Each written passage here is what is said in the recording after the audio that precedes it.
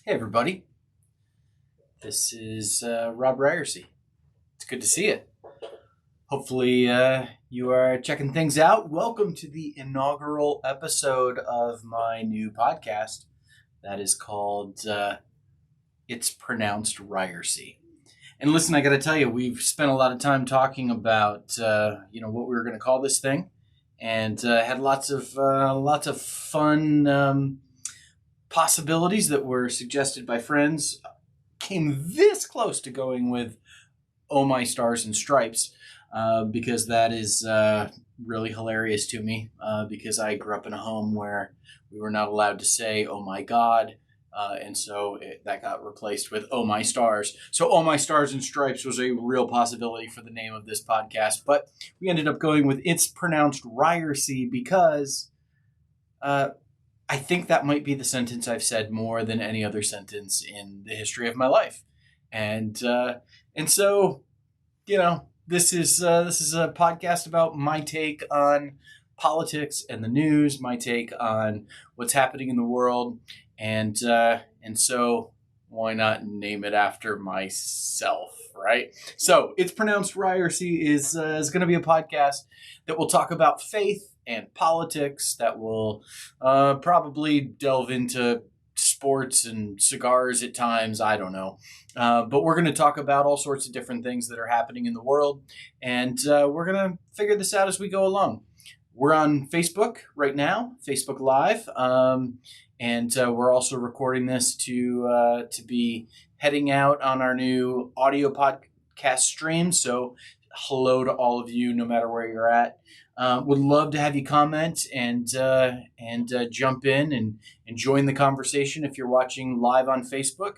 If you are listening to the audio recording of the podcast, you can shoot me a message on Twitter or Facebook or email. It's rob@robryerse.com. rob@robryerse.com is the email address. Would love to hear from you, feedback on what we've got going on, and part of the conversation that we're having. So here's what we're going to do. Each week I'm going to say hello and give a little bit of welcome. Then I'm going to do a rundown and talk about some of the things that are happening in the world, and going to give myself a bit of a time limit on that so that I don't ramble on and on and on and on and on about impeachment, for example, or the Arkansas governor's race. Then I am going to kind of dive deep and share a big idea with you and talk about some of the things that I think are really important. And over the course of the weeks, we're going to hit different topics. We're going to talk about different models and how they impact politics. And particularly, I'm really looking forward to spending some time talking about the enneagram and how it impacts politics, talking about spiral dynamics and how that it impacts politics. But we're going to be talking about some different things in the big idea, and then I'm going to close with a bit of a benediction, because at the end of the day, I am a pastor, and so I want to end each time that we gather together with a word for you. Working with some new technology. Hopefully it will all work flawlessly. For those of you that are watching on Facebook Live, we'll see how that goes. And wanted to let you know about that. And so that's the plan. So let's get to it, right? This is the rundown. Let's hit it and talk about what's going on in the world. And maybe the number one thing that's going on in the world that we need to talk about right now is the impeachment trial of former President Donald Trump. I got to tell you, the impeachment trial, I didn't intend to watch much of it. Though it is tremendously historic, given that this is the second impeachment of Donald Trump. My mind was pretty made up that I think Donald Trump needs to be impeached, and he was, and that he needs to be removed, have the not removed from office, because that consequence is no longer available, but have the other consequences of impeachment imposed on him by a conviction in the Senate. I don't think that's going to happen. Though I got to tell you, the footage that was shown on Wednesday by the House managers um, in their case against Donald Trump was stunning and horrifying and just utterly unbearable to watch. And I would urge you to watch it. Because we need to see what actually took place, the horror of what took place, and I got to tell you, the response of Republican senators is so tremendously annoying. Um, those that aren't even showing up, those that are showing up with newspaper in hand and reading that instead of paying attention. These obstructionists are just the worst. Made up their mind before hearing any evidence, and it's so frustrating. And then we've got Ted Cruz and Lindsey Graham and Mike Lee, senators who are essentially the jury in this trial, meeting last night with the defense attorneys behind closed doors is utterly ridiculous. When would that ever be possible?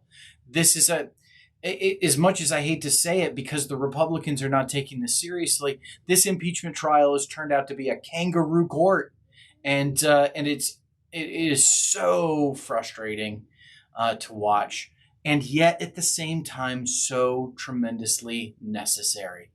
We have got to go through this process of at least giving the possibility that some consequences can come the way of President Trump, former President Trump, because of his actions in inciting the riot that took place on January 6th. And so, as I don't expect the Republicans to convict the former president, but I think this is a necessary thing nonetheless. All right, jumping on to our next topic, and that is, speaking of consequences, is cancel culture. Oh my goodness. Are you sick of the phrase cancel culture yet? I think I'm sick of the phrase cancel culture.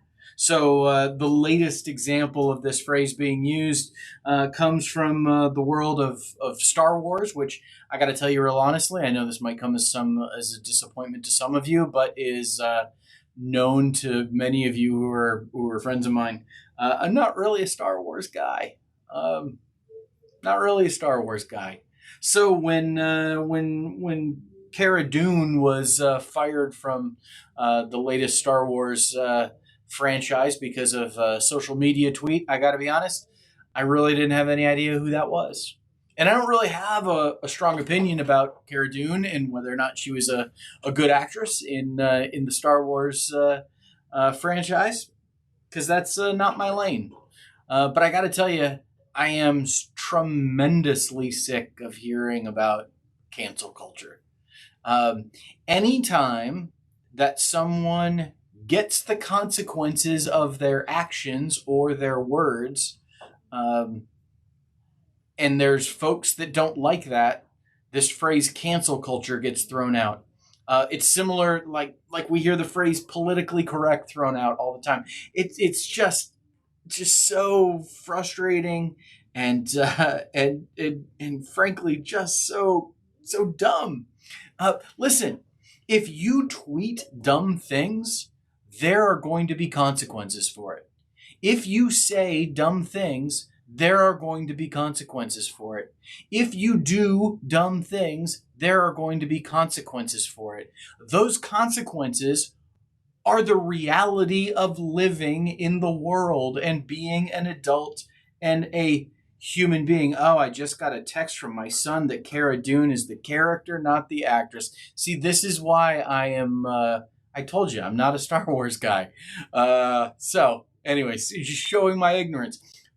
Listen, cancel culture is this thing that is like, it is not the end of civilization. What it is the natural consequences of people expressing themselves. And in a society where we have free speech does not mean that you are free from the consequences of the speech that you say, the things that you say. And so I just would love to have this phrase retired for good. Can we cancel culture? Let's talk about Arkansas.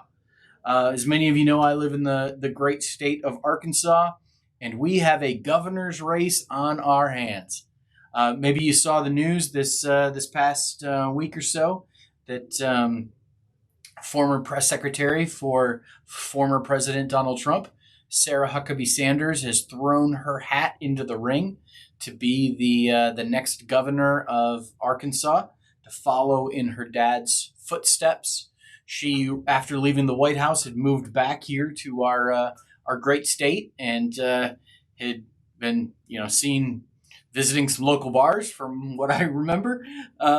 Some friends' social media posts, and so Sarah Huckabee Sanders has thrown her hat into the ring to be governor of our state, and almost immediately, got the endorsement of former President Trump, which will probably bode well for her here in this state, where 60% of voters voted for President Trump. That came much to the chagrin of her primary opponent, who is our Attorney General, a lady by the name of Leslie Rutledge. For those of you that are outside of the state of Arkansas, you might know who Sarah Huckabee Sanders is. You might not know who Leslie Rutledge is. I'd say this: just imagine Sarah Huckabee Sanders with blonde hair.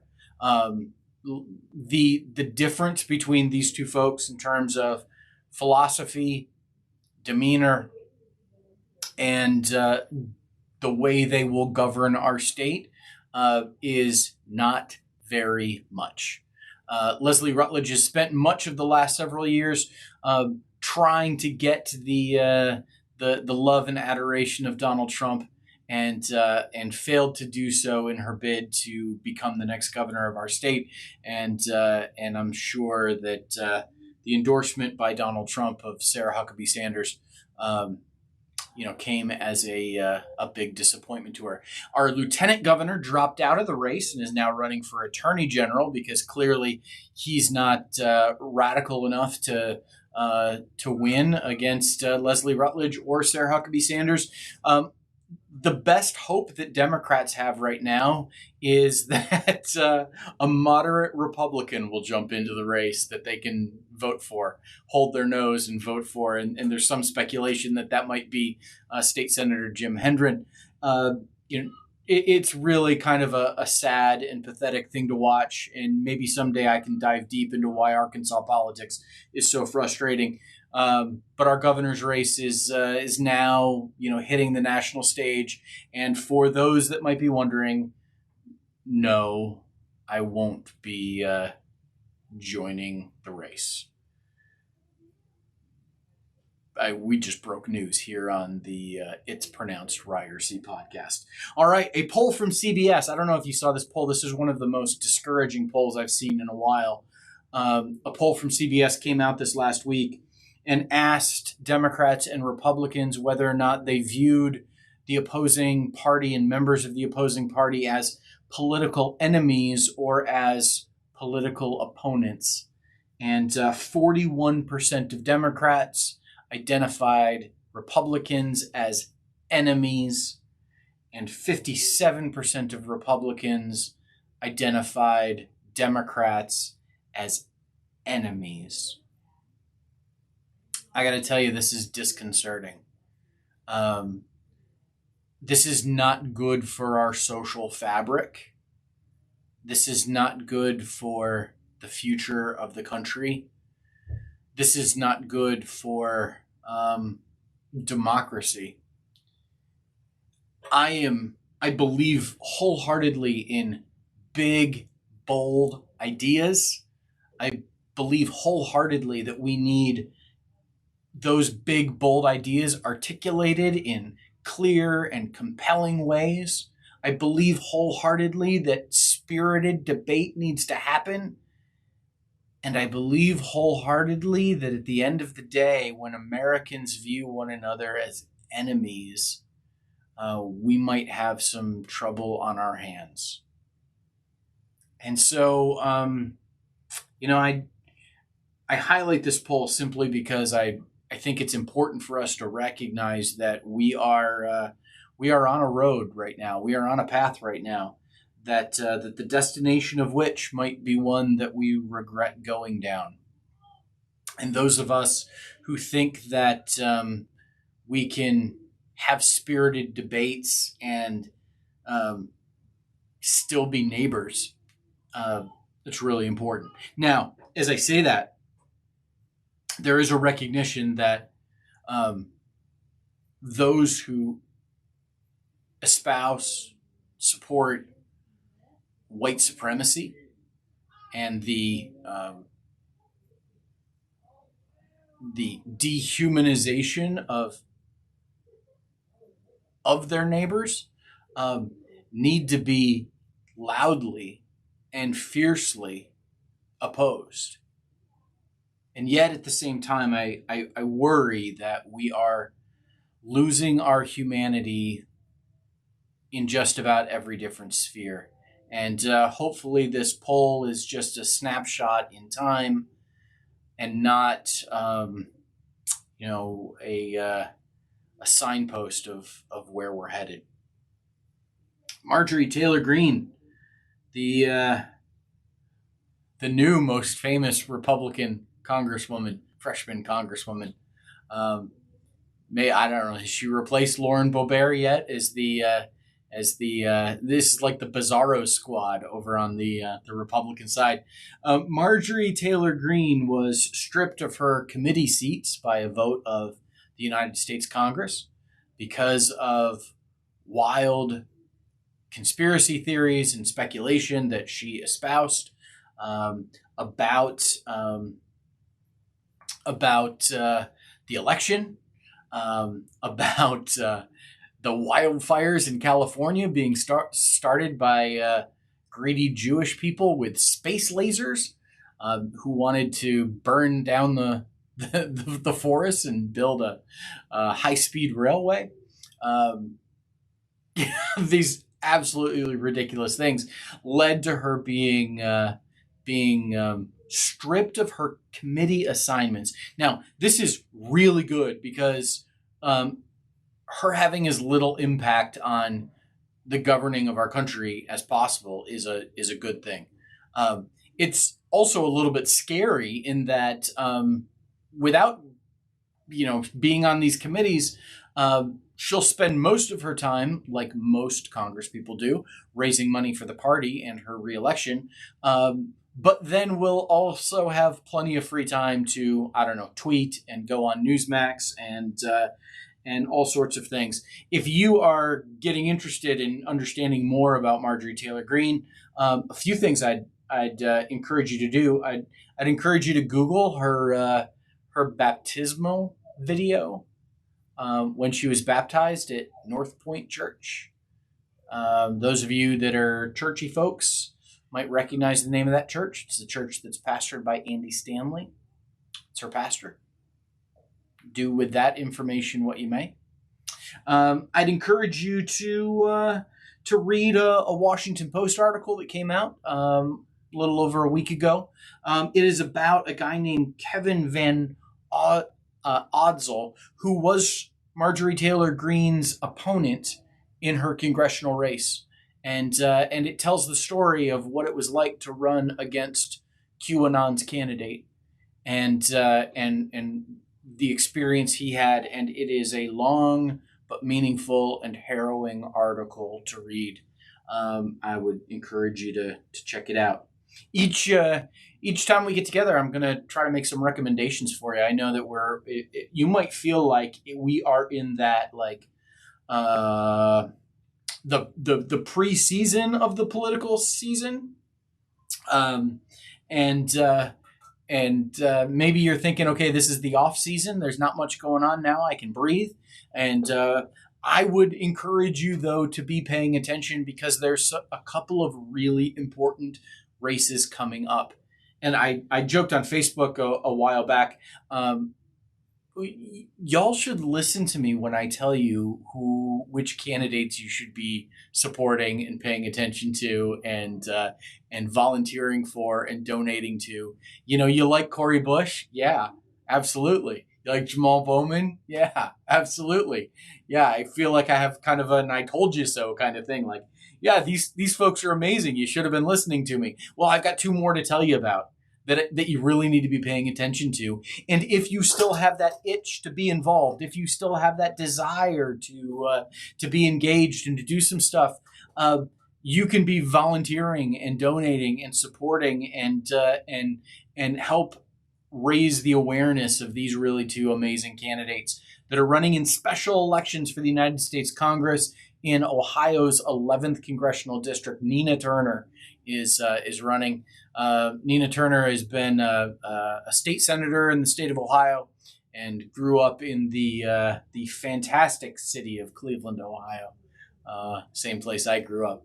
And Nina has been a leader in the progressive movement, has worked on the campaign staff of Senator Bernie Sanders in 2016 and 2020, and has been a loud and vocal supporter of really important issues that put the needs of people ahead of corporate profits.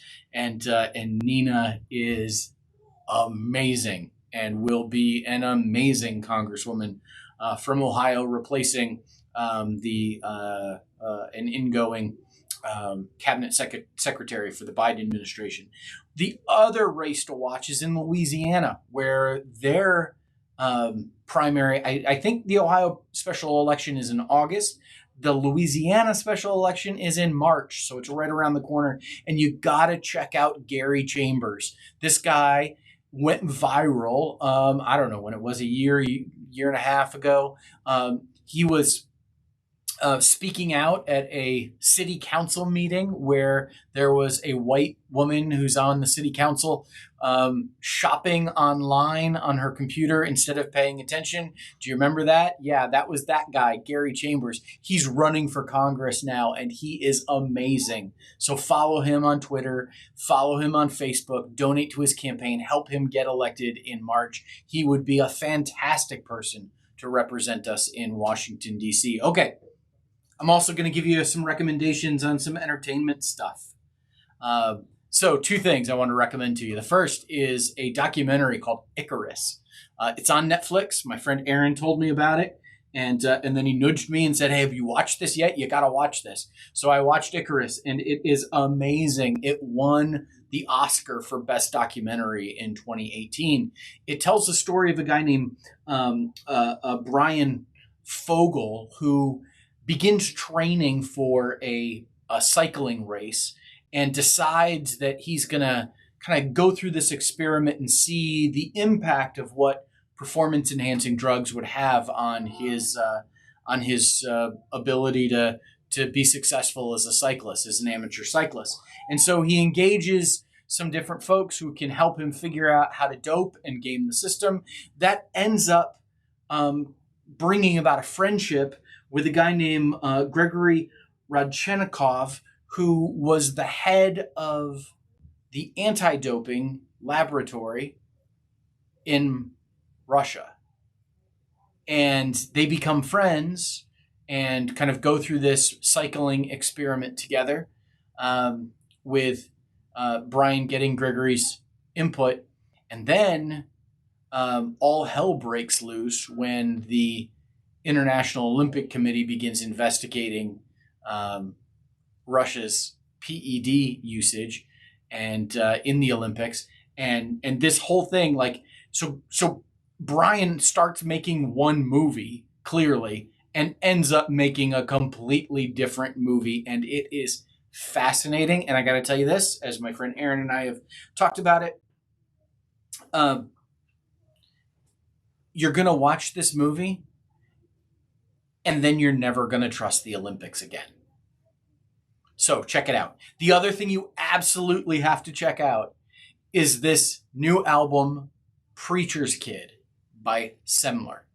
Now, last week there was one night I couldn't sleep. I was up in the middle of the night. I was up for hours. It was just one of those miserable nights. And so I'm scrolling on my phone and I'm going through, and I see that Kevin Max from DC Talk, because come on, I'm a 40-year-old white guy who grew up in American Christianity. And so, of course, I follow Kevin Max on Twitter. I follow Kevin Max as it makes this comment about this album. And it says something about a godly gay being near the top of the Christian music charts, which I was like, wait a minute, what? And so I click and I see that this artist, Semler, whose name is Grace Baldridge, has put out this album. It's on iTunes, it's on Spotify, it's everywhere, and it's listed as it's listed in the Christian album category because she is wrestling with her faith and figuring that out, and talks about her experiences growing up in church as a preacher's kid. And I couldn't sleep, and I listened to this album 4 times in the night. And I pretty much have had the song Youth Group on replay ever since. You gotta check this thing out. It went to #1 in the Christian music charts, which is unbelievable and absolutely fantastic. So check it out. So that's the rundown. There we go. Let me share with you a big idea. One of the things we're going to do pretty frequently on this podcast is talk about the intersection of faith and politics. At this point in my life is kind of my life's work. And so we're going to talk about it. And I think it's a conversation that must be had. Now, listen, I grew up maybe like you did, where like in public, in polite company, you don't talk about religion and you don't talk about politics. You don't talk about these things. They are personal, they're private, they're things that people kind of keep to themselves. But I think they are topics that absolutely have to be talked about, because we have seen in our country over the last 4 years and the last 40 years before that, a really dangerous conflation of one type of Christian faith with one type of political engagement. And it has brought about great harm to our country, to democracy, to the church, to the world, and to a whole lot of individual people. Trauma and pain that they're still dealing with. So we've got to talk about this stuff. We've got to talk about the Bruce Springsteen Jeep commercial that now Jeep is pulled off the air because Bruce had this, rather ill-timed release of information about a DWI that he had. But this Jeep commercial that was centered on a church that sits in the middle of Kansas, in the middle of the United States.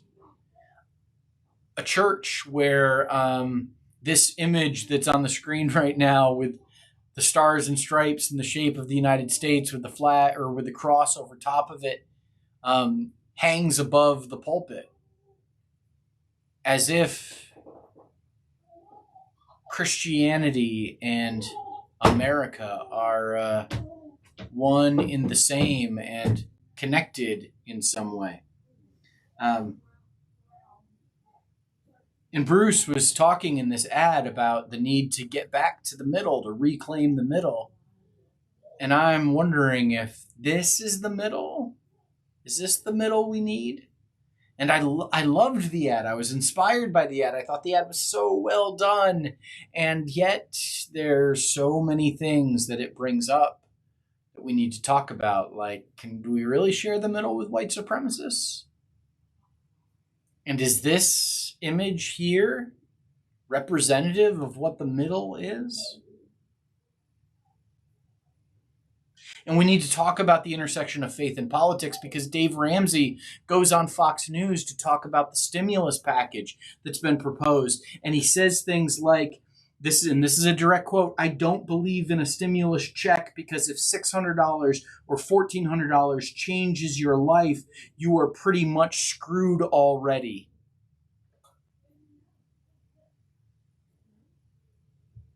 Dave Ramsey, the leading Christian financial advisor in the country, probably in the world, insulting poor people. And I got to wonder, like, wait a minute. Is this the way Christianity engages in our culture today? On the side of wealth and power? And those who are not wealthy and powerful, pretty much screwed already? Yeah, Dave, they are pretty much screwed already. They've been screwed by the religious right. They've been screwed by the Republican Party. In Washington, D.C., they have been screwed by politicians who don't care about them. And listen, Dave, I got to ask you this question. Isn't your whole system built on the idea that $1,000 emergency fund can change somebody's life? Like, isn't that baby step number one? That you get $1,000 in the bank and that can like begins your path towards life change? So what's your problem with the $600 or the $1,400 that might go in stimulus checks to people who could need it? It could be life changing for them. And even if it's not, that's none of your business, Dave. Stop insulting the people that Jesus told us to love. And we've got to talk about the intersection of faith and politics. It's a conversation that must be had because 27% of white evangelicals believe in the QAnon conspiracies. More than a quarter of white evangelicals. That means 1 out of every 4 people who are in church on Sunday, even though they shouldn't be in church on Sunday. You know what I'm saying? Believe that our government is run by child killing, child face wearing pedophiles. And it's utterly ridiculous and heartbreaking that people who, on the one hand, are told that the truth will set them free, have been so enslaved, not just by a lie, but by some of the most ridiculous lies of all. And their belief in those lies has brought our democracy to the lost people their lives. We've got to talk about this stuff. Because if we don't, the people on the other side will talk long and loud. And there's got to be another voice out there. And so that's what we're going to attempt to do. We're going to attempt to be that voice. If you want to be a part of this conversation as it unfolds, I'd encourage you to do that. You can join me on Facebook, on Twitter. You can shoot me an email at rob@robryerse.com. Yeah, it's pronounced Ryerse. Yeah, Ryerse. That's how it's pronounced. It's pronounced Ryerse.